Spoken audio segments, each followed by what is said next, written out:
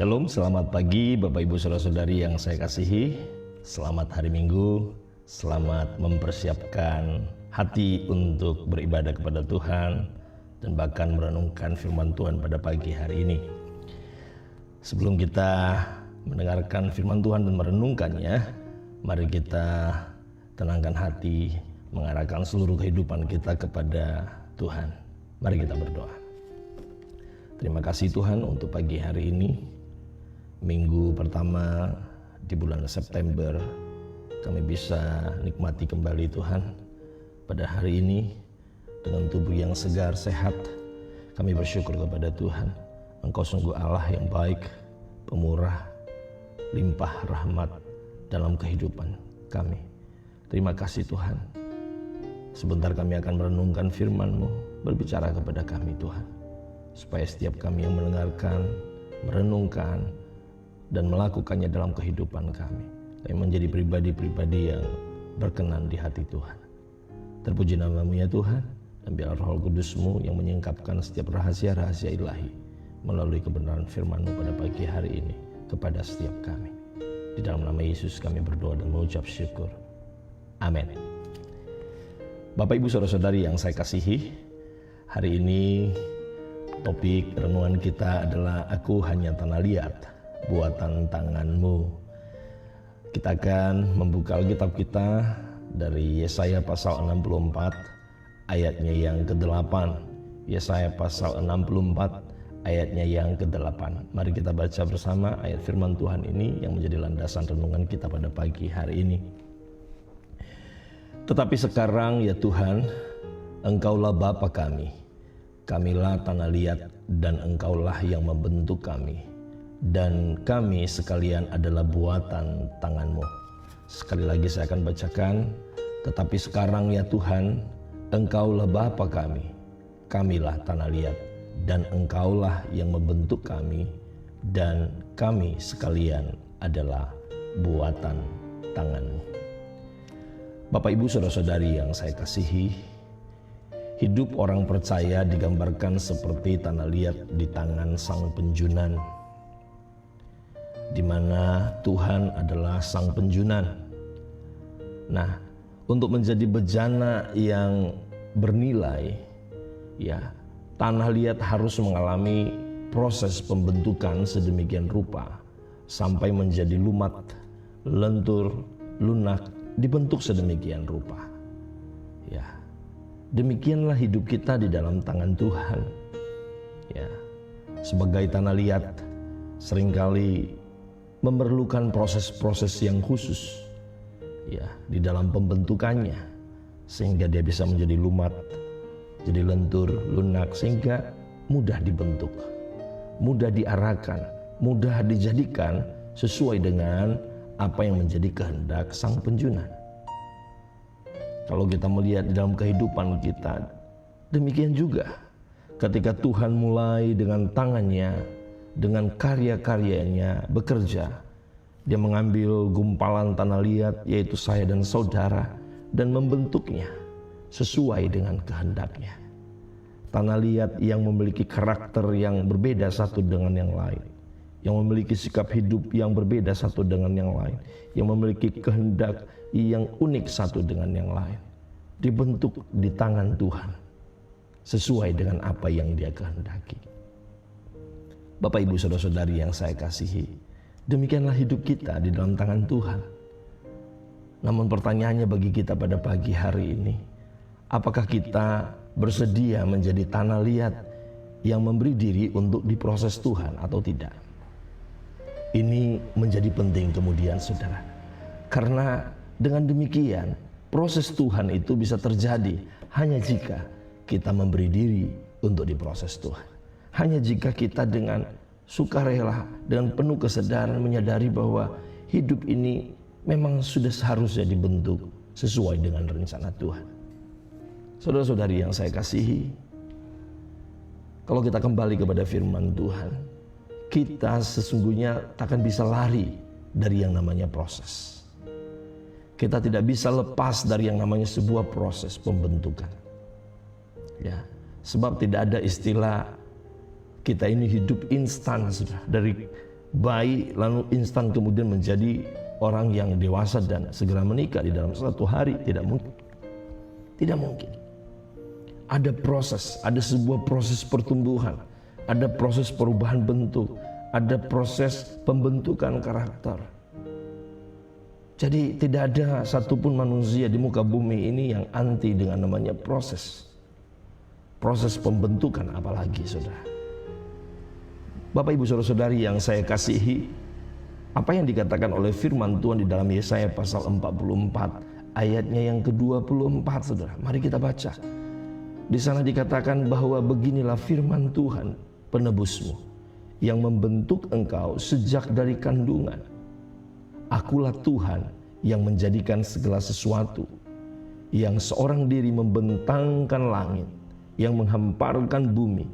Siapakah yang mendampingi aku? Saudara, di dalam ayat ini dikatakan bahwa sejatinya Allah telah membentuk kita sejak dari kandungan. Tanah liat yang akan kemudian hadir ke muka bumi ini telah dibentuk Tuhan, telah dirancang Tuhan sejak dari kandungan. Tanah liat yang akan dibentuk di dalam tangan Tuhan untuk melakukan pekerjaan-pekerjaan yang mulia yang telah Tuhan tetapkan sedari mula, telah dibentuk dari sejak kandungan. Saudara, pembentukan Tuhan memang sakit dan tidak menyenangkan, saudara. Ya, seringkali ya pembentukan Tuhan itu menyakitkan dan tidak menyenangkan. Seringkali membawa kita ke dalam satu proses yang kita mungkin akan teriak, kita akan mungkin menangis, mengeluarkan air mata, menjerit bahkan, saudara. Ya, memang tidak mudah. Pembentukan Tuhan memang sakit dan tidak menyenangkan. Ya, seolah-olah kita sedang berada di dalam sebuah tempat yang gersang terkadang, saudara. Ya, berada di padang gurun, saudara.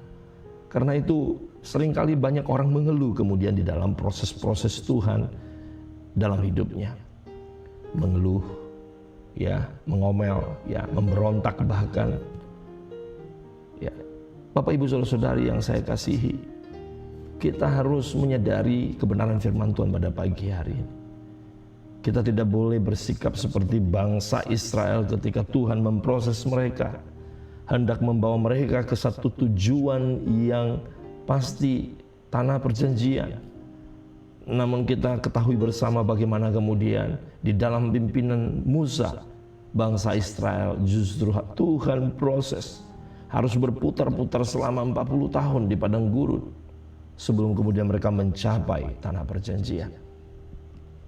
Saudara-saudari yang saya kasihi, apa yang dicatat di dalam Keluaran pasal 13 ya, ayatnya yang ke-17 sampai 18 ya, kita bisa melihat ini sebagai sebuah gambaran dan apabila boleh dikatakan sebagai pengingat kepada kita. Di sana dikatakan Allah tidak menuntun mereka melalui jalan ke negeri orang Filistin, walaupun jalan ini yang paling dekat. Sebab firman Allah, jangan-jangan bangsa itu menyesal apabila mereka menghadapi peperangan sehingga mereka kembali ke Mesir. Tetapi Allah menuntun bangsa itu berputar melalui jalan di padang gurun menuju ke laut Teberau. Perhatikan baik, saudara, di dalam proses Tuhan kepada bangsa Israel, ya, terlihat bahwa bangsa Israel dengan tipikal yang seringkali mengeluh, memberontak, ya, melawan, tidak menerima proses, seringkali berujung kepada penyesalan. Sehingga Allah dengan kasih-Nya yang tak terbatas, dengan setia, Dia memikirkan hal yang terbaik, walaupun itu mungkin tersulit bagi bangsa Israel, tetapi bagi Tuhan itu adalah terbaik. Dengan mengizinkan bangsa ini berputar-putar selama 40 tahun di padang gurun, sehingga mereka bisa tiba mencapai tanah perjanjian. Maksud Tuhan baik, namun bagi bangsa Israel menjadi menyulitkan karena butuh waktu yang begitu panjang, saudara. Nah, perhatikan baik, saudara, di dalam kehidupan kita pun demikian. Seringkali Tuhan izinkan kita mungkin harus mengalami satu proses yang cukup lama untuk satu hal, karena dengan maksud agar kita tidak kemudian menyesal, putus asa, dan kemudian meninggalkan Tuhan. Terkadang maksud Tuhan baik di dalam kehidupan kita. Proses Tuhan itu baik, namun bagi kita itu menyakitkan.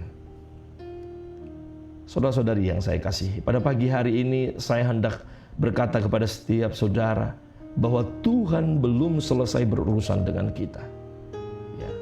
Selama kita masih saja memberontak dan hidup menyimpang dari jalan kebenarannya, Dia akan terus menuntun kita. Dia akan terus menyatakan kehendaknya dalam hidup kita dengan cara-caranya yang ajaib.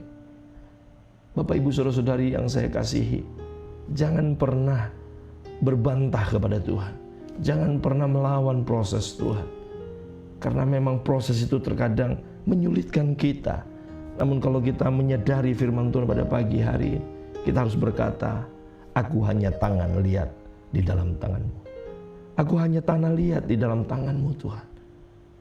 Ya, aku hanya tanah liat. Silakan Engkau memproses aku. Saudara, sekali lagi Tuhan belum selesai berurusan dengan kita. Ya, selama kita masih hidup di dalam pemberontakan, Tuhan akan terus mencari kita. Ya, Dia mengasihi kita. Dia mengasihi saya dan saudara. Yesaya pasal 45 ayat 9 berkata demikian, saudara, di mana dikatakan celakalah orang yang berbantah dengan pembentuknya. Dia tidak lain dari beling periuk saja. Ada kata Naliat berkata kepada pembentuknya, apakah yang kau buat? Atau yang telah dibuatnya, engkau tidak punya tangan. Saudara, ini kita tidak boleh berbantah. Sebuah ciptaan, ya, apakah itu bejana, apakah itu periuk, atau apakah itu piring, apapun, saudara. Ya, sebuah benda ciptaan tidak mungkin berbantah kepada pembentuknya, memprotes pembentuknya. Mengapa engkau membentuk aku menjadi piring, menjadi bejana periuk misal? Tidak bisa, saudara. Karena dia hanyalah benda yang diciptakan. Dan dia diciptakan sesuai dengan apa yang dikehendaki oleh penciptanya. Ya, saudara, demikian juga kehidupan kita. Kalau Tuhan menciptakan kita sebagai seorang pria dan sebagai seorang wanita, maka itu selayaknya kita. Kita tidak boleh kemudian memberontak kepada proses Tuhan dan berkata, Tuhan, mengapa aku menjadi seorang pria? Itulah kemudian terjadi kepada sebagian orang ketika kemudian mereka menyangkal hakikat Tuhan dalam hidup mereka, menyangkal esensi mereka ketika mereka menjadi seorang pria, dan kemudian mereka malah justru berperilaku sebagai seorang wanita. Saudara, jangan pernah memberontak dan hidup menyimpang dari jalan kebenaran yang Tuhan hendak nyatakan dalam hidup kita. Dengar baik firman Tuhan pada pagi hari ini. Ya, celakalah orang yang berbantah dengan pembentuknya. Kalau hari-hari ini engkau masih berbantah kepada Tuhan, engkau masih berkata, Tuhan, aku tidak mau dengan proses ini, aku mau seperti ini. Hentikan, saudara. Pagi ini ambil keputusan untuk menghentikan sikap yang demikian. Jangan lagi berbantah. Ikuti proses Tuhan. Menyakitkan, menyulitkan, lama kadang-kadang. Tetapi itu baik bagimu. Kita harus memiliki penyerahan diri total kepada Tuhan. Dan dalam setiap proses-prosesnya di dalam kehidupan kita, saudara. Ya, kita harus memiliki penyerahan diri secara total. Penyerahan diri berbicara tentang mempercayai Tuhan dengan seluruh kehidupan kita. Sebab Tuhan tahu yang terbaik untuk kita, saudara. Ya, inilah yang dikatakan di dalam Yeremia pasal 18 ayat 4. Dikatakan di sana, apabila bejana yang sedang dibuatnya dari tanah liat di tangannya itu rusak, maka tukang periuk itu akan mengerjakannya kembali menjadi bejana lain menurut apa yang baik pada pemandangannya. Begitu indah, saudara, ya. Kalau kita memiliki penyerahan diri kepada Tuhan, ke dalam tangan Tuhan, maka Tuhan dengan tujuannya yang baik, dengan rencananya yang sempurna, akan dinyatakan di dalam kehidupan kita. Saudara-saudari yang saya kasih, kita hanyalah tanah liat di dalam tangannya. Ya, kita hanyalah tanah liat. Tanah liat yang akan dibentuk menjadi sebuah bejana yang mulia, yang akan ditempatkan di tempat yang mulia untuk tujuan yang mulia.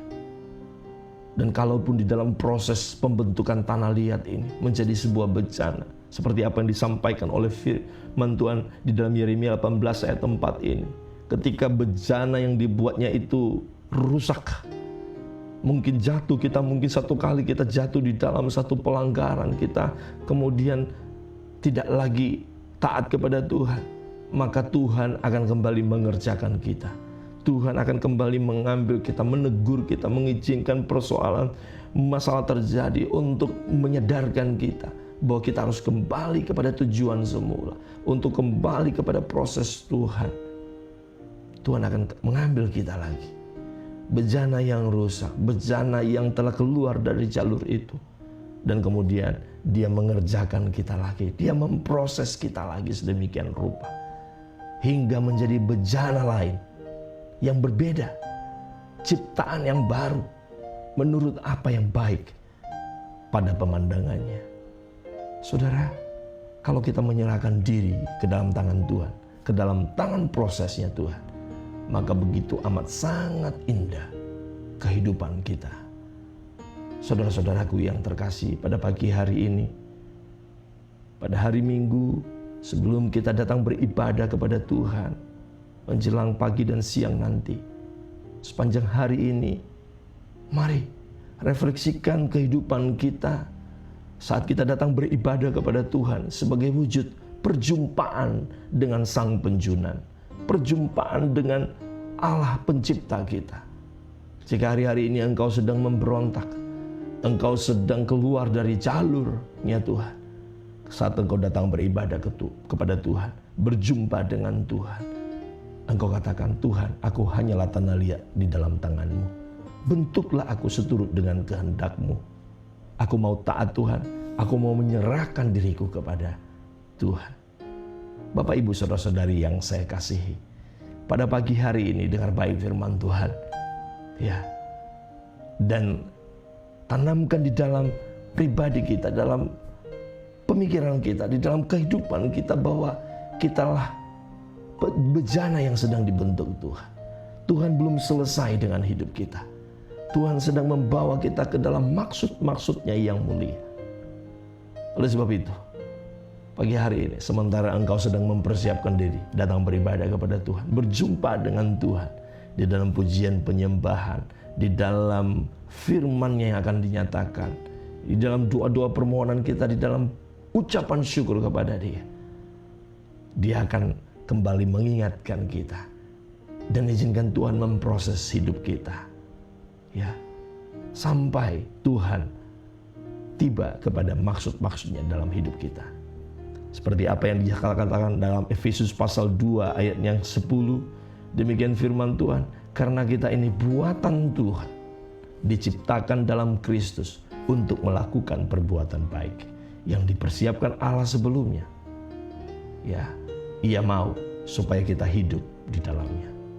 Saudara-saudari yang saya kasihi, untuk itu, mari sebagai buatan tangan Tuhan, sebagai pribadi-pribadi yang dibentuk, diciptakan sejak semula di dalam Kristus, ya, dipersiapkan untuk sebuah tujuan yang baik. Mari persiapkan diri kita untuk datang beribadah kepada Tuhan pada hari ini. Dan ketahuilah, Yesus mau kita hidup di dalam rencananya. Untuk itu terus izinkan Tuhan menyatakan prosesnya dalam hidup saudara, sehingga setiap kita menjadi seperti apa yang Tuhan mau. Tuhan Yesus memberkati. Mari kita berdoa. Terima kasih untuk pagi hari ini Bapa, atas kebenaran firman-Mu yang meneguhkan, mengingatkan setiap kami bahwa Engkau belum selesai berproses di dalam kehidupan kami, bahwa Engkau pribadi yang akan terus membawa kami ke dalam tuntunan-Mu yang sempurna. Bapa, kami perlu Roh Kudus-Mu yang terus mengingatkan kami, menegur, mengarahkan, dan membawa kami ke dalam proses-proses yang sempurna, seperti apa yang Tuhan mau kami jalani di dalam kehidupan kami. Untuk itu Tuhan, sejak pagi hari ini kami mau terus Tuhanlah yang memegang kendali atas kehidupan kami. Terima kasih Tuhan. Sebentar kami akan beribadah pada hari ini. Biarlah tidak ada satupun dari kami yang melalaikan untuk bertemu dengan Tuhan. Kami hendak mempersiapkan diri kami untuk sungguh-sungguh datang beribadah kepada Tuhan. Mempersiapkan tanah hati yang baik untuk kami bawa ke rumah Tuhan pada hari ini. Tolong kami Tuhan, jauhkan dari segala rintangan, dari setiap godaan iblis dengan kemalasan, intimidasi yang seringkali iblis nyatakan di hadapan kami, menggoda kami sehingga kami menunda untuk tidak datang beribadah. Kuatkan kami Tuhan, dan biarlah setiap kami pada hari ini berani membayar harga untuk datang ke rumah Tuhan, memikul salib untuk mendengar firman-Mu pada pagi hari ini. Terpuji nama-Mu ya Tuhan, kami bersyukur untuk renungan pagi pada hari ini. Biarlah kiranya berkat dari Allah Bapa, cinta kasih daripada Yesus Kristus, dan tuntunan daripada Roh Kudus terus menyertai kehidupan kami kini dan sepanjang masa. Di dalam nama Yesus kami berdoa dan mengucap syukur. Amin. Demikianlah firman Tuhan bagi kita pada pagi hari ini. Kiranya meneguhkan dan menguatkan setiap kita. Mari siapkan hati, siapkan diri untuk beribadah kepada Tuhan pada pagi hari ini. Tuhan Yesus memberkati. Shalom.